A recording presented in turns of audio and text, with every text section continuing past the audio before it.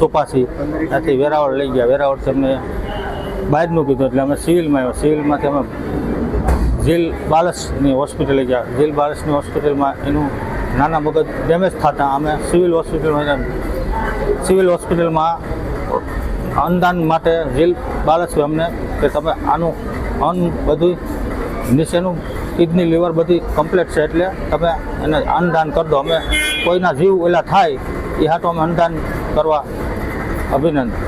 બીજો apnoea test અંદાજિત 5 વાગ્યાના સાંજે 5 વાગે સિવિલ હોસ્પિટલ જુનાગઢ ખાતે કરવામાં આવેલ, જે પોઝિટિવ આવ્યા બાદ તેમના પરિવારે અંગદાન કરવાનો નિર્ણય લઈ અને અંગદાનની સંમતિ આપેલ હતી.